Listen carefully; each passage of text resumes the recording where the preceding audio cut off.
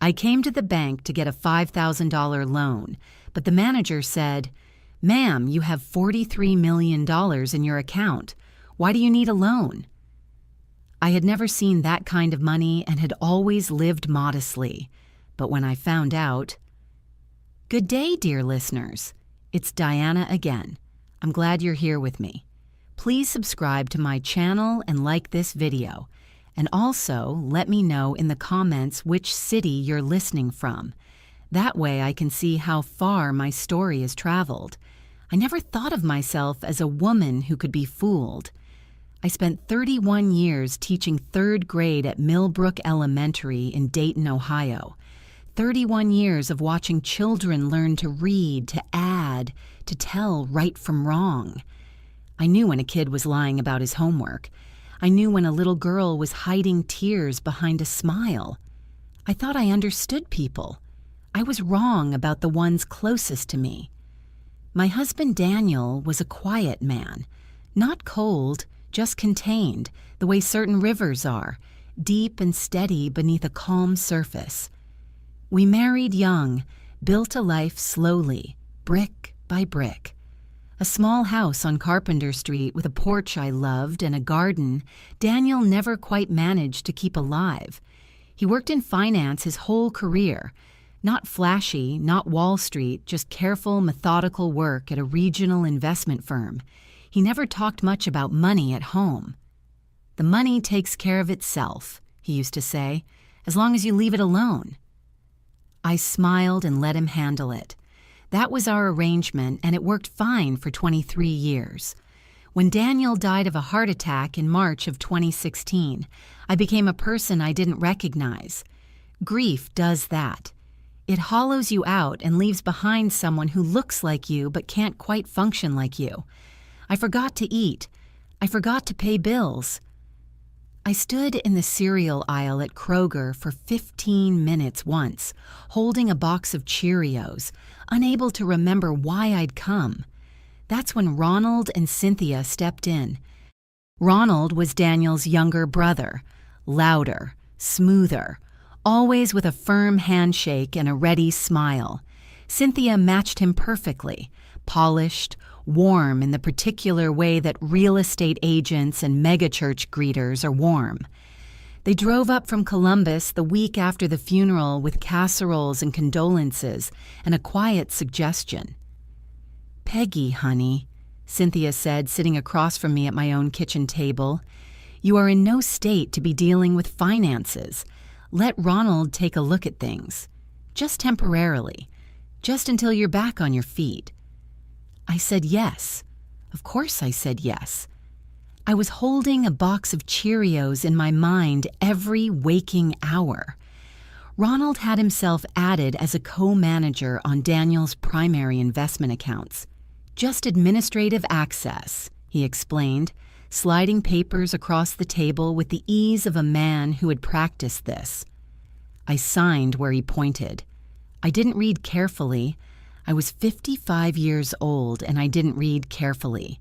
That is the thing I will never fully forgive myself for. The years passed. I went back to teaching. I tended my garden. I learned to be alone. Ronald and Cynthia called on birthdays and holidays, sometimes brought wine when they visited, always asked how I was doing with the performative concern of people who needed to appear caring. I took it at face value. Why wouldn't I? The first crack appeared 18 months ago. I had finally decided to update my will, something my friend Carol had been nudging me about for years. I made an appointment with a lawyer, a straightforward woman named Patricia Howe, and she asked me to bring in a summary of my assets. I pulled out the folder Daniel had kept, the one labeled Household Finances, in his neat block letters. Inside were account statements, insurance documents, the deed to the house. The numbers didn't add up. I'm a 3rd grade teacher, not an accountant, but I knew what Daniel had told me we had. I knew roughly what retirement should look like. What I saw in that folder was roughly 40% of what I expected. I told myself I'd misremembered. I told myself the market had been rough. I told myself there was probably a simple explanation, but something small and cold settled in my chest and didn't leave. I started paying attention differently after that. Small things, Ronald's new truck, the vacation photos Cynthia posted, Tuscany, Barbados, a ski lodge somewhere. They'd always been comfortable, but this was something else. When I mentioned to Ronald that I was thinking of meeting with a financial advisor, the warmth in his voice dropped by exactly 1 degree. Just one. But I was a woman who had watched children's faces for 31 years. I noticed. Then came the morning I walked into First Midwest Bank on Salem Avenue to ask about taking out a small personal loan, $5,000 for a new HVAC system the house badly needed. The manager, a young man named Kevin, typed in my name and my social security number. He looked at his screen, looked at me, looked at his screen again. "Ma'am," he said carefully, "you have a balance of $43 million in an investment account under your name. Why would you need a loan?" I sat very still. The fluorescent lights hummed above us. Someone's phone rang in the lobby behind me. "I'm sorry," I said. "Could you say that again?" Kevin said it again. $43,412,000 in an account bearing my name and social security number, opened in 2009 under the name Daniel R. Collins Trust. Beneficiary, Margaret A. Collins. I asked Kevin if I could have a glass of water. He brought it in a paper cup. I drank it slowly and tried to think. Daniel had never mentioned this account. Not once in the 7 years between 2009 and his death. Not in his folder. Not in any document Ronald had ever shown me. I had handed Ronald administrative access to every account I knew about, and somehow this one had never come up. Was that an accident? Could a person simply forget a $43 million trust account? I drove home on autopilot. I sat at my kitchen table, the same table where Cynthia had offered to help 8 years ago, and I put both hands flat on the wood and breathed. My garden was visible through the back window, the rose bushes coming in nicely for June. Normal. Everything looked completely, mockingly normal.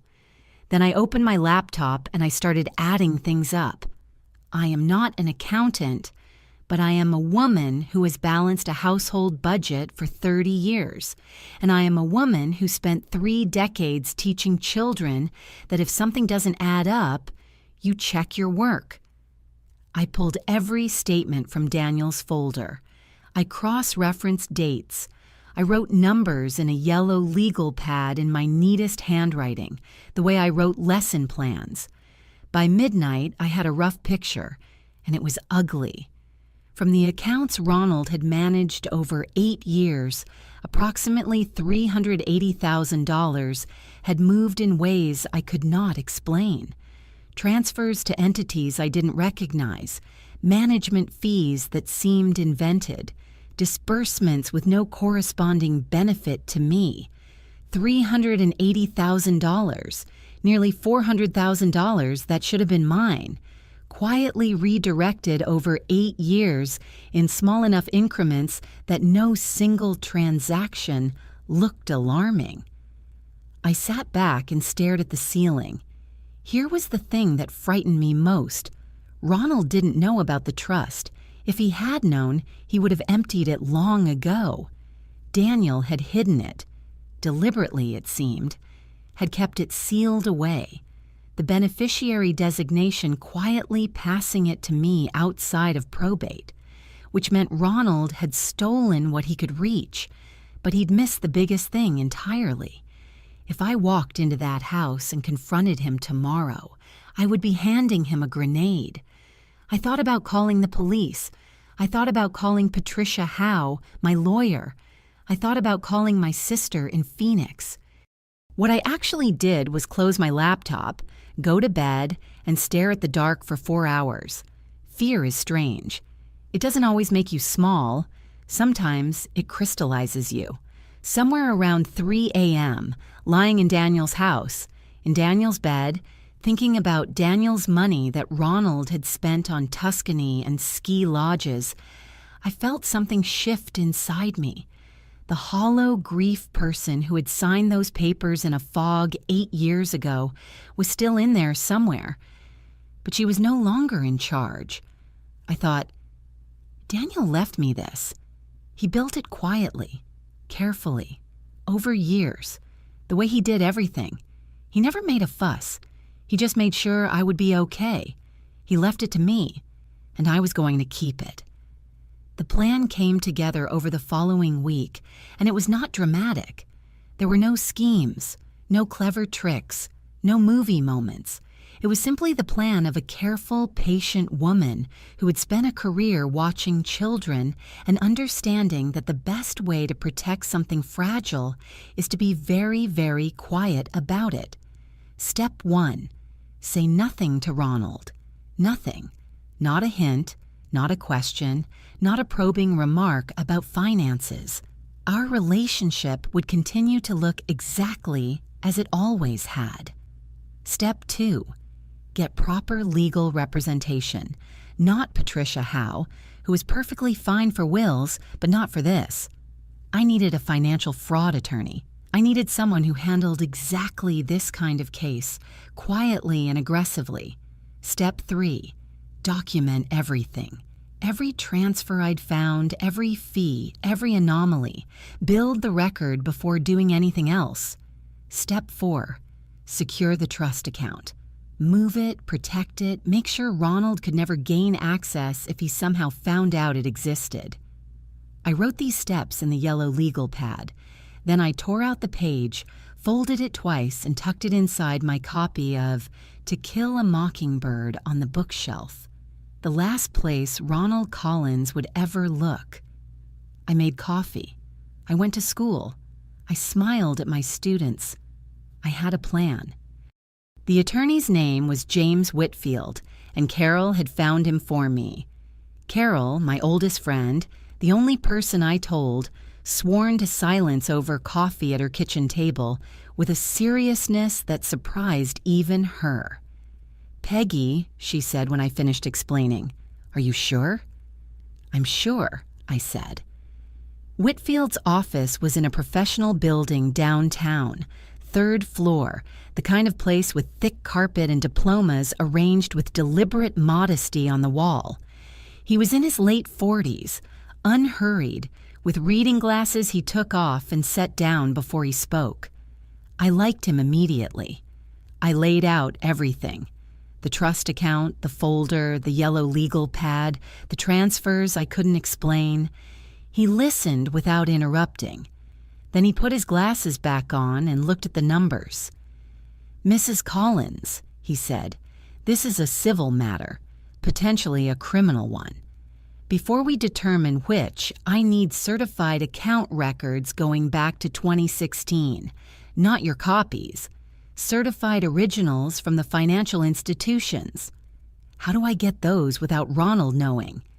Because you are the account holder and the sole beneficiary of the trust. You have the legal right to request complete records independently. Ronald has no right to be notified of your request." He paused. "He had no legal right to manage your accounts in the first place without a proper power of attorney, which, based on what you're describing, you never formally granted." That landed hard. I had signed papers at a kitchen table while I was barely functioning, and whatever those papers said, they may not have been what Ronald described them as. I left Whitfield's office with a list of certified record requests to file and a quiet fury that I kept very carefully off my face as I walked to my car. The requests went out that week. It took 11 days to receive the first setback. In the meantime, something changed with Ronald. I don't know what triggered it. Perhaps he'd noticed my appointment with Patricia Howe months ago and had been watching since then. Perhaps it was pure instinct, the kind that criminals apparently develop. But the Friday after I filed the record requests, Ronald called me. "Peggy, just checking in. How are you doing, sweetheart?" He called me sweetheart approximately never. I sat very still on my porch and kept my voice warm. "Oh, I'm just fine, Ronald. Beautiful weather out here. The roses are coming in." "Good, good. Hey, I've been meaning to come up and go over some of the account paperwork with you. Just routine maintenance, you know how it is. Maybe next week." "Of course," I said. "Anytime." I hung up and sat with the roses and the late afternoon light and the very clear understanding that Ronald Collins was beginning to feel something he didn't like. The certified records arrived on a Tuesday. I drove them straight to Whitfield's office. He spent 40 minutes with them while I sat in the client chair and looked at the diplomas on the wall. Then he turned to me and his expression was the professional version of grim. "Mrs. Collins, I can now tell you with confidence that between 2016 and 2024, approximately $412,000 was moved from accounts under your name through a series of management fee assessments, advisory charges, and direct transfers to an LLC registered in Ronald Collins' name, RC Financial Consulting, LLC. This LLC does not appear to have provided any services to you. The transfers were structured carefully, never more than $18,000 in a single transaction, which suggests deliberate effort to stay below federal reporting thresholds." I heard him say it. I heard every word clearly. "Is that a crime?" I asked, though I knew. "Structuring transfers to avoid reporting thresholds is a federal offense," he said. "And that's before we address the fraudulent misrepresentation of the management agreement you signed, which I believe was deliberately presented to you under false pretenses during a period of documented grief." The fluorescent light in his office was slightly different from the one in the bank, but in both places I had sat very still and breathed slowly and waited for the world to finish rearranging itself. "What do I do now?" I asked. "Now," Whitfield said, leaning forward slightly, "we begin to build the case, and you continue to give Ronald Collins absolutely no indication that anything has changed." I thought of the phone call.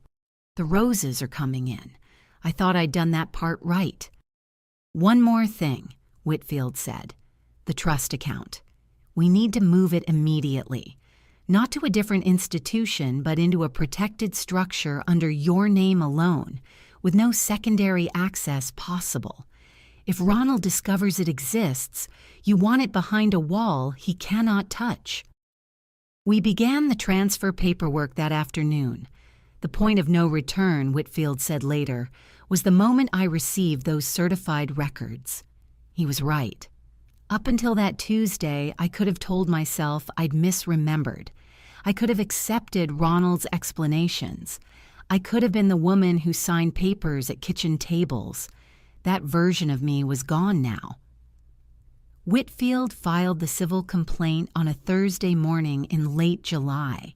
Simultaneous with the filing, he sent a formal notification letter to Ronald Collins via certified mail.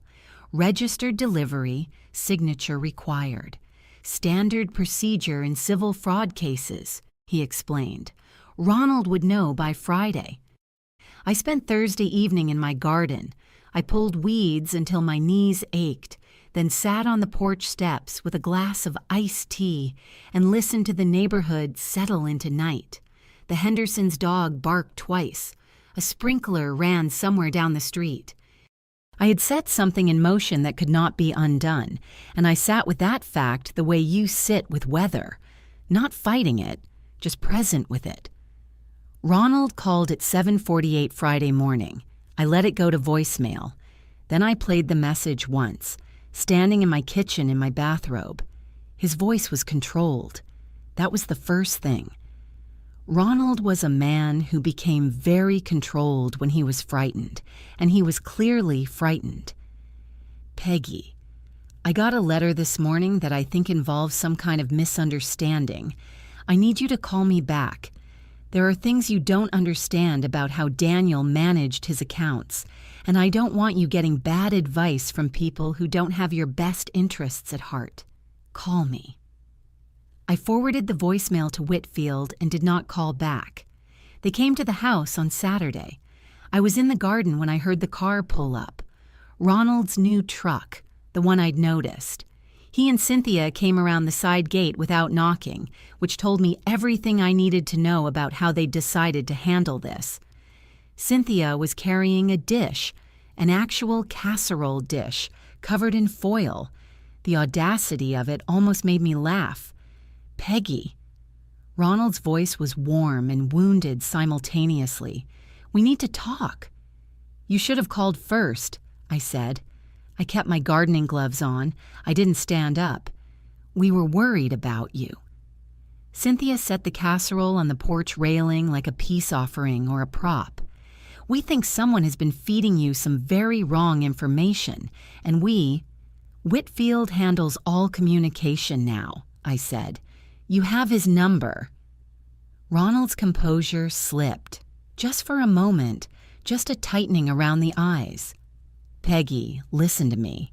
If you proceed with this, you're going to destroy this family. Daniel would be devastated. He trusted me with..." "With what?" I said. Silence. "With what, Ronald? What did Daniel trust you with? Say it clearly, please." "He didn't. Of course he didn't." Cynthia put her hand on his arm, and I watched the two of them recalibrate in real time. "We can make this go away quietly," Ronald said finally, dropping the wounded warmth entirely. His voice was flat now, and this version of him was somehow easier to deal with because it was honest. "You don't understand what becomes public in a civil case. Your name, Daniel's name, all of it. Is that what you want?" His legacy dragged through. "My lawyer will be in touch," I said. I stood up, picked up my trowel, and went inside. I locked the back door. I heard them stand on the porch for another minute. Then I heard the truck start. I sat on the kitchen floor for a while. Not because I was falling apart. I wasn't. But because my legs had decided they needed a moment. I had just looked Ronald Collins in the eyes and not moved. After 8 years of being managed and handled and gently deceived, I had sat in my garden with my gloves on and not moved an inch. But his threat about Daniel's name had landed. I wouldn't pretend it hadn't. I called Whitfield Monday morning and we talked through it. Civil court records were mostly public, yes. Some things could be sealed. We would manage it. He had handled this before. I took 4 days off from the plan after that, not from Whitfield's work, which continued, but from the internal vigilance. I drove to Columbus not to see Ronald, but to see the botanical garden there, which I hadn't visited in years. I walked through it for 2 hours on a Wednesday afternoon. Orchids, a whole room of them. I had dinner with Carol that Friday. I didn't talk about the case. We talked about her granddaughter who had just learned to ride a bike, and about a book we'd both read, and about whether the new Italian place on 5th was as good as people said. It was exactly as good as people said.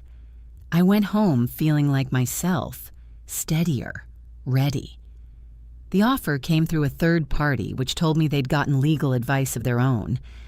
A letter arrived from an attorney named Gerald Marsh, representing Ronald and Cynthia Collins, proposing a confidential settlement discussion. The letter was professionally courteous and carefully vague, but the number buried in paragraph 4 was $175,000, a lump sum, paid privately, in exchange for dismissal of the civil complaint and a mutual non-disparagement agreement. I read it twice at my kitchen table, in the same chair where Cynthia had once offered me a casserole and 8 years of financial theft. $175,000, against $412,000 stolen, against $43 million secured, against 8 years of being quietly, carefully handled by people who had counted on my grief, making me compliant. Did they actually believe that would work? Or was it a test to see how much I understood, how much I knew, how frightened I still was? I forwarded it to Whitfield with a single line, "Please decline." He called me that afternoon. "They've also filed a counterclaim," he said, with a tone that suggested this was expected, alleging that the management agreement you signed in 2016 was a valid contract conferring legitimate advisory authority and that all fees charged were disclosed. Were they disclosed? According to the documentation, there was a disclosure clause, 3 pages deep in a 12-page document written at an approximately 16th grade reading level, which you signed 5 days after your husband's funeral. He paused. "We'll address it." I thanked him and hung up. I made tea. I stood at the kitchen window and looked at the garden, where the last of the summer roses were beginning to go, petals loosening in the warm August air. I was not afraid of Ronald's counterclaim. What I felt, if I'm honest, was a cold, clean clarity. They were going to fight. Of course they were. They had too much to lose to simply fold, and I had too much at stake to let the fight frighten me back into the kitchen table version of myself. That afternoon, I called my sister Beverly in Phoenix. I told her everything. There was a long silence on the phone. Then Beverly said, "Peggy, I'm coming to Dayton." She arrived 2 days later with a suitcase and a fury that I found quietly sustaining. Beverly was 3 years younger than me and had always been the louder of the two of us. A retired nurse, precise and no nonsense, the kind of woman who asked follow-up questions. She sat at my table and read through the documents I'd compiled, and she didn't say a word for 20 minutes. "Ronald Collins," she finally said, "sat at Dad's Christmas table and ate our mother's cooking." "I know." "He flew to Daniel's funeral." "I know, Bev." She looked at me steadily. "Are you okay?" "I'm more okay than I've been in 8 years," I said, and I meant it. Beverly stayed for a week. She came with me to one of the Whitfield meetings and asked 3 questions that Whitfield said were quite perceptive.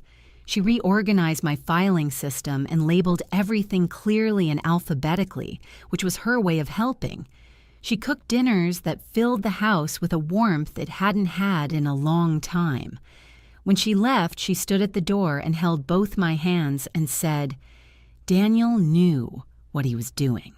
He left that account for you. You are exactly who he thought you were." I held that for a long time after her car disappeared down Carpenter Street. Meanwhile, Ronald and Cynthia had gone quiet. No calls, no drive-bys. Gerald Marsh communicated only through Whitfield now. They were watching, regrouping, deciding how to proceed. Let them watch. I had stopped being afraid of being watched.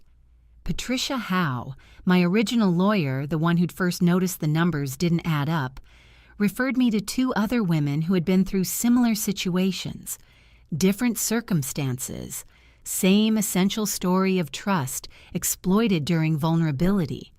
We met for coffee once, the 3 of us, at a diner on the east side of town. We didn't talk about legal strategy. We talked about what it felt like to realize you'd been handled, to decide you were done being handled. Driving home, I thought about Daniel, about how he'd worked quietly his entire life, making careful decisions, never drawing attention, about how he'd opened that trust account in 2009 and told no one and simply left it there, growing, with my name on it. He knew, I thought. He didn't know Ronald specifically, maybe, but he understood something about the world, about how money could disappear, about how grief could make a person vulnerable. And he'd built a wall around me that no one knew was there, including me. I was going to finish what he started. They came back in September, and this time they called first. That alone should have told me it was a performance. Ronald's voice on the phone was different, softer, stripped of the professional smoothness. "Peggy, I know things have gotten. I know we're in a bad place. But you're my sister-in-law, and I loved my brother, and I think before this goes any further, we owe it to Daniel to at least sit down together. Without lawyers, just family." I said I would think about it. I called Whitfield. He was measured but clear. Any meeting with them was my choice, but I should not discuss the case, accept any documents, or say anything that could be characterized as an agreement or concession. If I chose to meet, I should consider having Carol present as a witness. I called Carol. She cleared her Saturday. They arrived at 2:00. Cynthia had dressed carefully. Soft colors, no jewelry, the visual vocabulary of humility.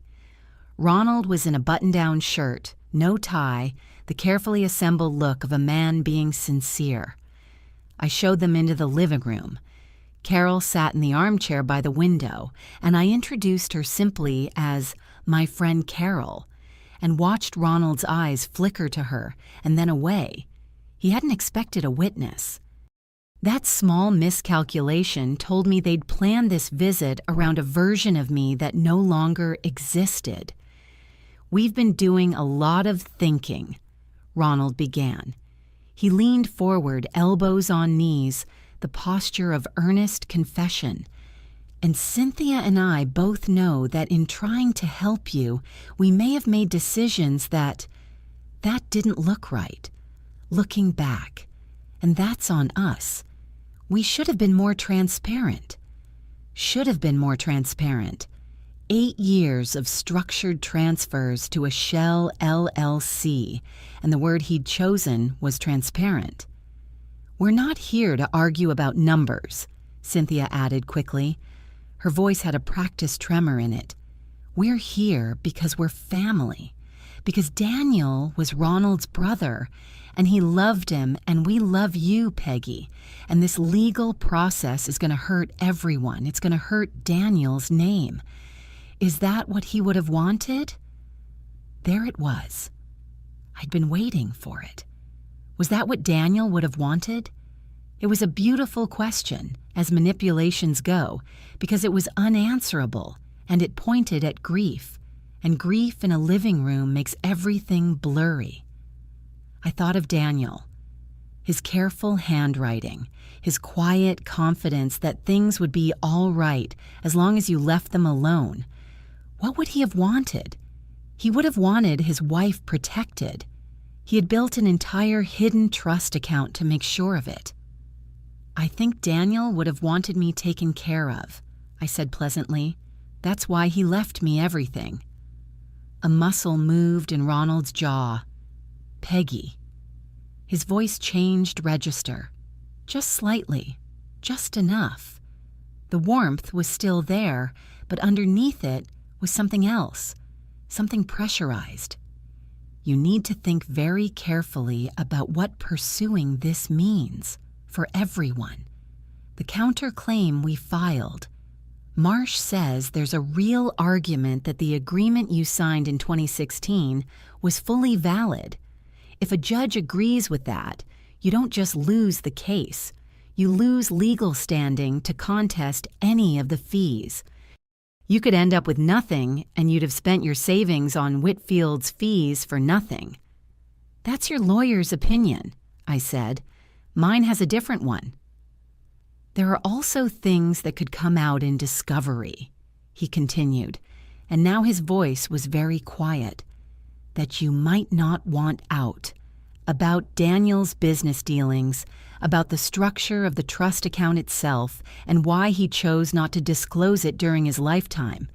Judges and juries don't always look kindly on—" "Ronald," I said, "stop." He stopped. If you had something that could damage my case, your attorney would have used it already. You're telling me about it now, in my living room, without Marsh present, because it doesn't exist. It's a suggestion. You're very good at suggestions." The room was very still. Carol, to her credit, did not move or make a sound. Cynthia leaned forward then and reached across the coffee table, placing her hand over mine with the gentleness of someone who had practiced the gesture. "We just don't want this for you, Peggy. All this stress, all this fighting. You deserve peace. We could figure this out between ourselves, quietly, without courts, without any of this becoming public. Isn't that worth something to you?" Her eyes were wet. I looked at them and thought, she's done this before. This exact gesture, this exact expression. It was too fluent to be real. I moved my hand away slowly, without drama. "I know you don't," I said, and I stood up, which ended the meeting. "Whitfield's office will be in touch about discovery scheduling." They left. I stood at the front window and watched the truck pull away. My hands were trembling slightly, not from fear, or not only from fear, from adrenaline, from the physical effort of staying completely level while Ronald tested the structural integrity of everything I'd built. He was good at this. He had spent a lifetime being good at this, but the trembling, strangely, helped. Because it reminded me that I was not made of stone, that this cost me something, and that choosing to pay the cost anyway meant something. The fear didn't weaken my resolve. It confirmed it. I was right to fight. You don't shake like this over something that doesn't matter. Carol stayed for dinner. She made pasta because she knew where everything was in my kitchen by now. We didn't do a full debrief of what had happened. She just cooked, and I set the table, and we ate. And at some point, she said, "You were magnificent." And I said, "I was terrified." And she said, "Those aren't mutually exclusive." And we let it go at that. The deposition took place on a Tuesday in October in a conference room on the 4th floor of a building downtown. Gray industrial carpet, a long table, a court reporter with her machine. Whitfield on one side, Gerald Marsh, and Ronald Collins on the other. I sat at the head of the table because this was my case, and Whitfield had suggested it, quietly when we arranged the seating. Cynthia was not present. She had a separate deposition scheduled for Thursday. I had prepared for this the way I prepared for parent-teacher conferences, thoroughly, specifically, and with the understanding that the person across from me would be emotional and I would need to be the calm one. I had gone over every document with Whitfield twice. I knew the LLC formation date, the first transfer date, the total figure, the pattern. I knew it the way I had once known my multiplication tables, not because I'd memorized it for this occasion, but because I had lived inside it for months, turning it over until it was simply a part of what I understood to be true. Ronald looked older than the last time I'd seen him. Something in the weeks since September had thinned him out. Not physically, but in some quality of bearing, the easy authority he always carried. Marsh was polished and careful, an older man who handled white-collar cases and would have been formidable in other circumstances. They had, as it turned out, a problem. The problem was RC Financial Consulting, LLC. Whitfield had dug into it thoroughly. The LLC had been registered in 2015, 1 year before Daniel died, and in the 7 months between Daniel's death and the first fee charged to my accounts, it had collected $0 from any client. Its only income, in its entire existence, had been from accounts it managed under my name and Social Security number. This was not the behavior of a legitimate advisory firm. The second problem was the structuring. Whitfield's forensic accountant, a compact, meticulous woman named Dr. Elaine Park, who I'd met twice and trusted completely, had prepared a chart showing every transfer to RC Financial Consulting from my accounts. 41 transfers over 8 years, every single one between $9,000 and $17,500.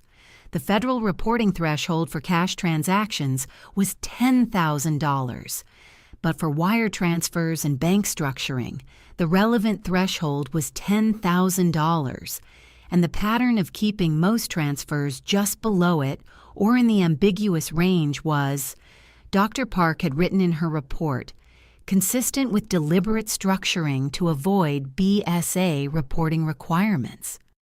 When Marsh presented his client's position that the 2016 management agreement was a valid contract, properly disclosed, Whitfield produced the agreement itself and walked through it, section by section. Section 4.2, buried in paragraph 9 of page 8. All advisory fees shall be assessed at the advisor's discretion and may be modified without prior written notice. Mr. Collins, Whitfield said, can you tell me when you modified the fee schedule? It was an ongoing arrangement. When specifically did you notify Mrs. Collins of the fee modifications as contemplated by Section 4.2? It was understood to be a flexible arrangement. I'd like to enter into record, Whitfield said to the court reporter and slid a document across the table, that in a search of all communications between my client and Mr. Collins from 2016 to 2024, including emails, text messages, and postal correspondence obtained through discovery, there is no written communication from Mr. Collins to my client regarding fees of any kind, not once in 8 years. Ronald looked at Marsh. Marsh's expression didn't change, which was its own kind of answer. Mr. Collins, did you disclose the existence of RC Financial Consulting, LLC, to my client at any point before or during the signing of the 2016 management agreement? Pause. We discussed my background in finance. I asked specifically about RC Financial Consulting, LLC. The entity wasn't. It wasn't the focus of our conversation. Was it mentioned at all? Another pause. Longer this time. Ronald shifted in his chair, a small involuntary movement, the kind a person makes when the chair they're sitting in has become somehow less comfortable. I watched him and thought, this is what it looks like when a story fails to hold.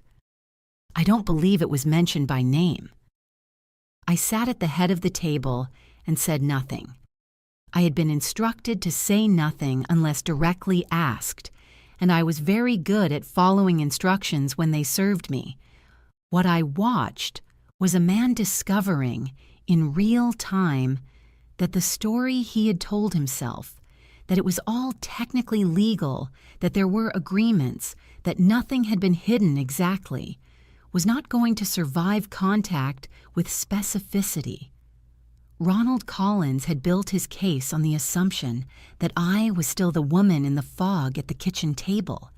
He had not accounted for 8 years of interest, for a forensic accountant, for 41 transfers in a chart. Marsh called a 15-minute break. During the break, I stepped into the hallway for water. Through the glass panel of the conference room door, I could see Ronald and Marsh in conversation.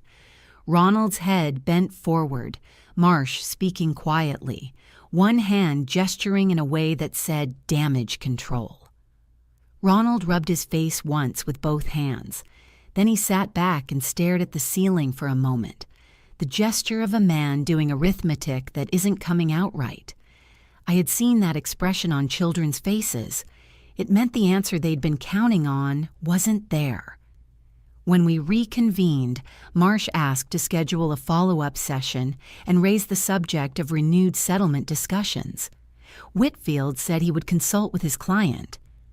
We stepped outside afterward onto the downtown sidewalk, October air bright and cold and clarifying. Whitfield allowed himself a small, satisfied expression. "They're going to come with a new number," he said. "What do we do?" "We let them," he said, "and then we decide whether it's worth more to settle or to let this go to trial." I looked down the street. Coffee shops, a bookstore, ordinary Tuesday life moving in both directions. "What happens at trial?" I asked. "Everything we showed today in front of a judge, plus the structuring evidence which I've referred to the U.S. Attorney's Office as of this morning." I looked at him. "Criminal referral?" "It's my professional obligation," he said. And yes. They came back with $280,000. Whitfield brought me the offer on a Thursday afternoon, laid it on his desk without comment, and waited for me to read it. I set it back down. "No." He nodded. "I thought you'd say that." "What do we have?" "A strong civil case. Likely recovery of the $412,000 plus interest, which brings it to approximately $490,000. Punitive damages possible given the structuring evidence, which could double that. Attorney's fees if the court finds the fraud was willful." He paused. "And the U.S. Attorney's Office contacted me this morning. They're opening a preliminary investigation into the structuring." "What does that mean for them?" "Structuring, if prosecuted and convicted, carries federal penalties, including fines and up to 5 years per count. With 41 transfers, the exposure is significant. Whether the U.S. attorney chooses to prosecute depends on factors outside my control. But the referral is in, and the pattern is documented." I thought for a moment. If we settle, does the criminal investigation stop? Civil settlement has no effect on federal criminal proceedings. Once the referral is made, it belongs to the government. I understood. The choice before me was narrow, whether to take what Ronald offered or to take what the court would give me. Either way, the criminal question would proceed. Ronald and Cynthia were going to face federal scrutiny regardless of whether I accepted their check. That knowledge clarified everything. There was no longer any reason for compromise. "Let it go to trial," I said. The civil trial lasted 3 days in early February. Dr. Elaine Park testified for 90 minutes. She walked the court through all 41 transfers, the LLC's formation date, its income history, the structuring pattern. She was precise and unhurried and answered Marcia's cross-examination with the serenity of someone who had done this many times and was no longer impressed by attempts to rattle her. She used charts and she used plain language in the same sentence, and I watched the judge follow every word, facts, laid out in order, without embellishment. That's all justice ever really needs. I testified for 45 minutes. I described signing the papers 5 days after Daniel's funeral. I described not understanding the LLC was receiving my money. I described the phone call where Ronald mentioned coming to go over paperwork the same week I had filed the record requests. I was clear. I did not editorialize. I answered exactly what was asked, and I paused before each answer. Not from uncertainty, but from the habit of care that a lifetime of teaching had given me. Say the true thing. Say it once. Say it clearly. Marsh put Ronald on the stand, and it was, from a certain angle, painful to watch. Not because I felt sorry for Ronald, but because I watched a man try to hold a story together that no longer had structural integrity. He stumbled over dates. He could not explain the formation of the LLC in 2015 without inadvertently suggesting premeditation. He said, at one point, that the transfers were industry standard advisory compensation, and Whitfield, on cross, asked him to name one other client of RC Financial Consulting, LLC. Ronald could not. There was a silence in the courtroom that lasted perhaps 4 seconds. 4 seconds is a long time when everyone in the room understands its meaning. The judge, a careful woman in her 60s named the Honorable Patricia Walsh, took 2 days to deliberate. Her ruling came on a Thursday morning, and Whitfield and I sat together in his office to receive it. Full judgment for the plaintiff. Recovery of $412,000 in fraudulent transfers.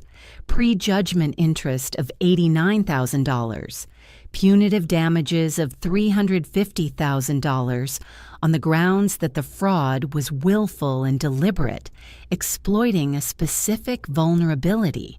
Attorney's fees of $47,000. Total judgment, $898,000. I read the number 3 times. Judge Walsh, Whitfield said, was not lenient. The federal investigation moved more slowly as federal investigations do, but by April, Ronald Collins and Cynthia Collins were formally indicted on 3 counts each: wire fraud, bank fraud, and structuring financial transactions to evade reporting requirements. Gerald Marsh withdrew from representation. The case was beyond what he handled, and the Collinses retained a criminal defense attorney from Cincinnati. I received a call from a victim's advocate at the U.S. Attorney's Office. They were professional and careful and asked if I wished to provide a victim impact statement when sentencing came. I said yes. I wrote the statement at my kitchen table, in the same chair, in the same room where Cynthia had set down a casserole and offered to help me 8 years ago. I wrote it in 3 drafts over 2 evenings. It was not angry. It described, plainly and precisely, what had been done and what it had cost. Not just the money, but the 8 years of being gently, continuously handled. The quiet erosion of a person's confidence in her own judgment. I wrote, "My husband left me this money because he understood that I would be vulnerable after his death. He built something to protect me that I didn't know existed. The defendants chose to exploit that vulnerability.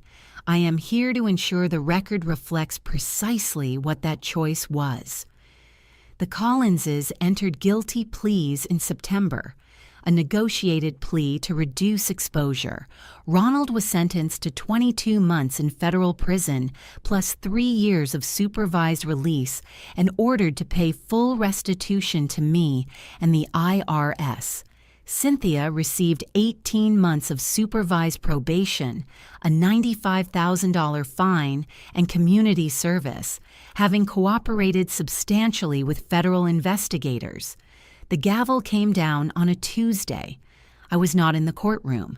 I was in my garden with the last of the autumn roses when Whitfield called me. I thanked him.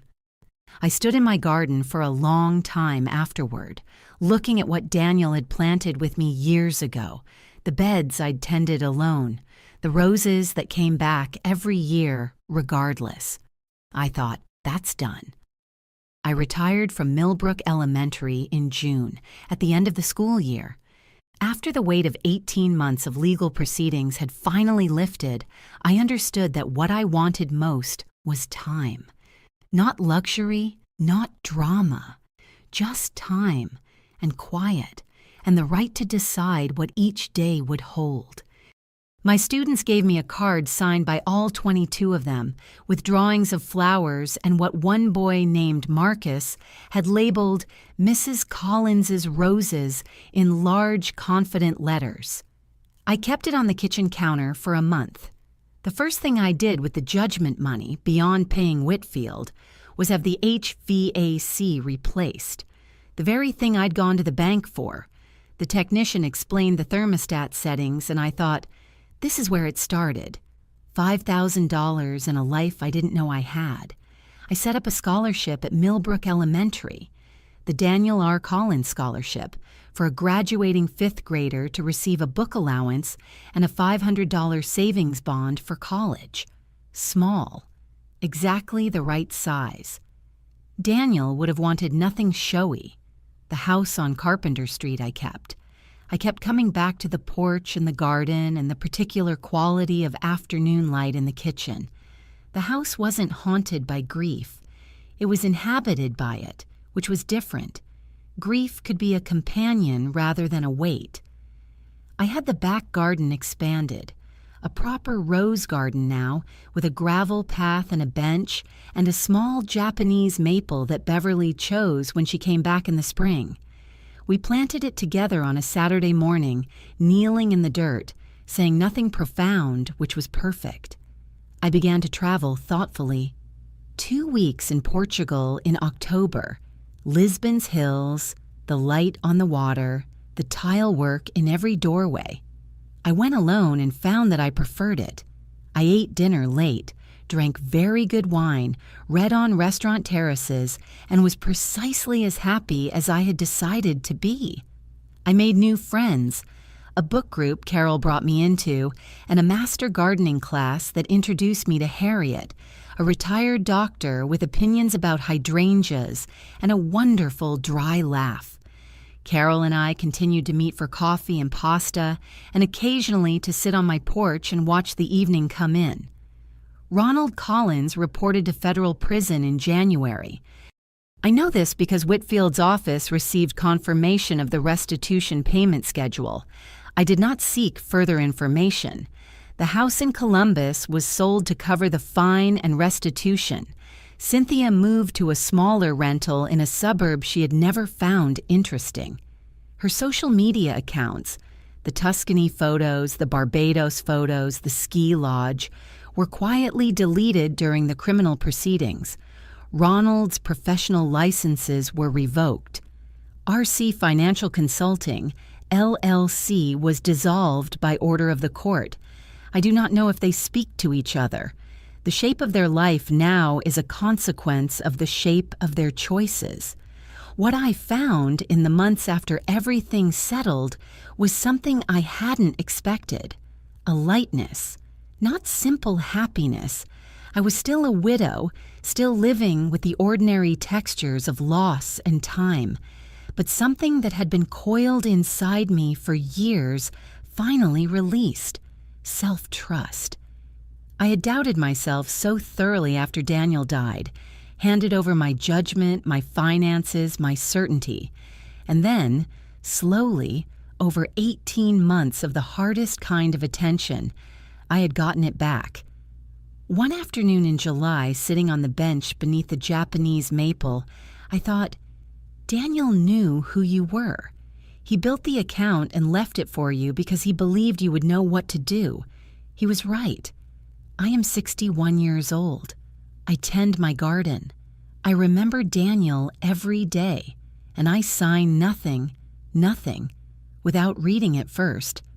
What would you have done? If this story moved you, share it, leave a comment, and let me know your thoughts.